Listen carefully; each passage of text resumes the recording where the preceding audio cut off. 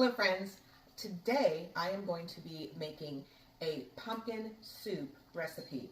Now, have you ever been to a restaurant and you tried something and you're like, oh my gosh, this tastes so good. And you ask the waiter, hey, is there any way I can find out like what the recipe is? Well, that happened to us recently. We went to a restaurant, a local restaurant, and they had a pumpkin soup. It was a savory pumpkin soup. And I love soup, so I ordered it. And when I asked the young man what was in it, he said, well, let me go see. So he went and talked to the chef. And the chef actually told him, come back here and ask me one more time, and you've lost your job. So I am not somebody who is stingy with my recipes. When I taught, I always shared my lesson plans with people, my ideas with my friends. I believe in sharing. So I am sharing with you my version of a savory, creamy pumpkin soup with pepitas. So you start off with 4 pieces of bacon and render it out till it's pretty crisp. Once it's done, you're going to set it to the side and let it cool. In the meantime, you're going to look at, if you don't have 2 tablespoons of bacon grease or bacon renderings, go ahead and supplement with some butter. Now, that bacon that I used was very lean, so there really wasn't a whole lot of bacon fat in there or bacon rendering, so I'm adding some butter. And what I'm doing is I'm using my Pampered Chef, one of my spatulas, because this is a copper bottom pan or a copper pan, and I don't want to ruin the surface of it, but I want to get all that good bacony goodness out of, here off of the bottom. And there's a lot of flavor here. The next thing I'm going to do is I'm going to take 1 medium-sized diced white or yellow onion, and I'm going to put it in here.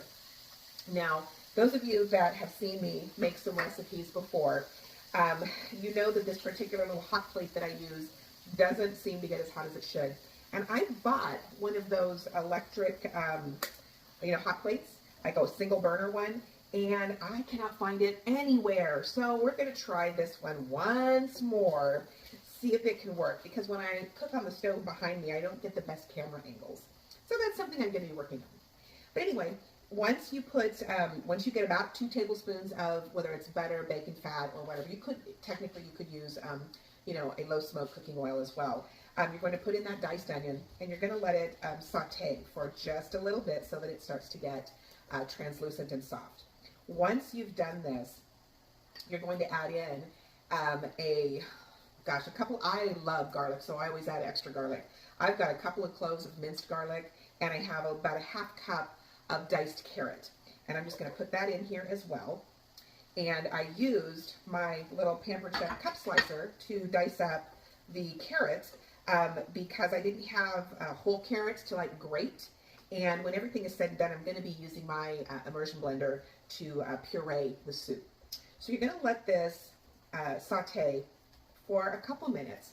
And as you're doing that, I want to share with you what other ingredients I have in here. I have a tablespoon of brown sugar. I have about a quarter of a teaspoon of thyme. You can use fresh thyme if you have it. My thyme in my garden is gone, so I had to resort to the dried herbs.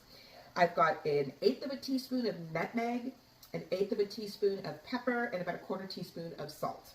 And I'm going to put all of these in here. Now, one of the things that I was very reticent about with this recipe was when I realized that it had brown sugar, because I wanted a savory recipe. And since the gentleman at the restaurant could basically only tell me that it had pumpkin puree, some kind of a stock, and some heavy cream, I said, well, I'll figure out the rest of it. So that's what I'm doing.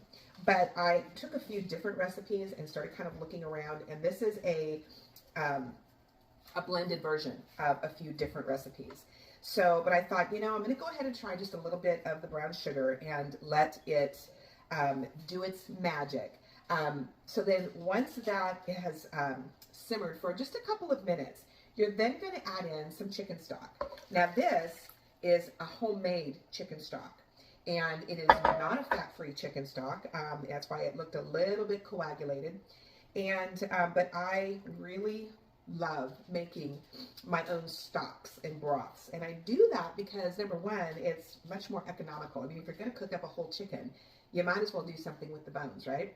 Um, but I do that so that number one, I can put it in the freezer, and I always have it at the ready. I will also make a turkey stock out of my turkey. I have made stock out of like a ham bone. Um, there's lots of different stocks that you can make.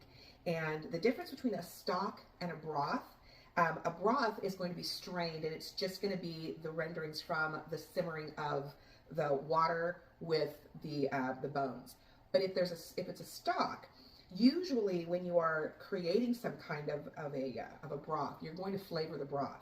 And so what I tend to do is I use celery, carrots, onions, garlic. Those are my go-tos. And then I may add in some sage. I may add in some rosemary. It just kind of depends on what mood I'm in. But I always have those 4 items. Once I get the bones out, I will put the softened veggies back in, and I will puree it, and that makes it a thicker. It's got more viscosity to it, so it's a thicker broth. So I call it a stock. Now that may not be the actual legal definition of it, but that's what I use. And the last thing I'm going to add in is some pumpkin puree. Now the recipe calls for 15 ounces of pumpkin puree, and this is also fresh pumpkin puree. I had a pumpkin that I quartered it, and then I roasted it, and then I scraped all the flesh out, and I pureed the flesh in my food processor, and then I froze it. I love having pumpkin puree. I mean, canned pumpkin is good as well. And if I didn't have enough of my pumpkin puree, I was going to pull out a can of pumpkin. But again, I've really gotten into making my own stocks, and I don't know, I guess I just don't like to waste. I don't like to see things go to waste. And so that way, I mean, I'm always looking for ways to lower our grocery bill. Even with it just being Bill and I, excuse me, now that we're empty nesters, it is still expensive. And I enjoy cooking, and so I like to have things in my freezer, in my pantry at the ready. So all of the puree, now the pumpkin puree has been incorporated into the chicken stock. Excuse me. And now what I'm going to do is I'm going to put a bay leaf in here, and I'm just going to let it simmer about 20 minutes.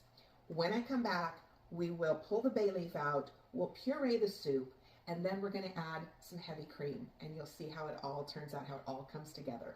I'll be right back. Okay, so we're back. This is one of my all-time favorite. I've had this for so long, I still even have the sticker on it. It's a Cuisinart immersion blender. And what I love about immersion blenders is that you can very easily put them into hot items or hot food and puree. And I use it for my guacamole. I use it for all of my cream soups. Anytime I want to mix something up and I don't want to get my big blender out. Now I will say, if you don't have an immersion blender, that's okay. You can use a regular blender, but whenever you're doing anything hot, you want to do it in small batches, and you want to make sure that you've taken the inside part out, or like open it up, but cover it with a towel, because it will splatter and you can burn yourself. So I have boiled or simmered this soup for 20 minutes, and now I'm getting in here. You know what I forgot to do? I forgot to put in the bay leaf. I do that a lot. But bay leaves do add a really good flavor, but you definitely want to make sure that you take them out before you serve. It's not something that you want to eat. It doesn't taste really good, but it does impart good flavor. Sounds weird. Okay, so I am blending this up with my immersion blender, and once I get it to the consistency I want, I'm going to add in my heavy cream. Now you can, if you want, you can have a little bit of chunkiness in here. You can have some of the bits of onion and carrots. See, it still splatters, but you just want to be careful. Okay, so I think, let's see, I got that pretty well blended. So the next thing I'm going to do, set this down here. Now I'm going to add in a half a cup of heavy cream, and this just adds a richness to the soup and a creaminess. Now I've got just a teeny bit left because I want to show you how I'm going to plate the soup. So now you always want to make sure that when you are finished with the soup, you always want to taste it to make sure that the amount of salt is right where you want it. And of course it's hot. That's perfect. I don't need any salt at all. Yummy. Okay, now I need my ladle. I'll be right back. Ladle. Okay, so I'm going to serve this up. I've got this on a little plate with some sourdough toast, homemade sourdough toast. You can do any kind of bread that you want. You could serve it with crackers. You don't even have to serve it with anything. But this particular amount says that it serves 4 people. So I'm going to ladle in here. See the steam still coming off. And now I'm going to top it. So I don't know if you can see. I'm going to slide everything over so you can see what I'm doing. So I've got my soup. I had a little bit of that heavy cream still drizzled. I'm going to drizzle it over the top. And you can kind of see, look how pretty that looks. Then I'm going to take a few bacon crumbles. Whoops. Okay, they're supposed to float. They didn't. I'm also going to sprinkle in a few pumpkin seeds or pepitas and a couple of croutons. And then, if I had fresh parsley, I put fresh parsley, but I don't today, so I'm using some dried parsley. And this is the savory pumpkin cream soup. Let's see how it tastes with all the embellishments.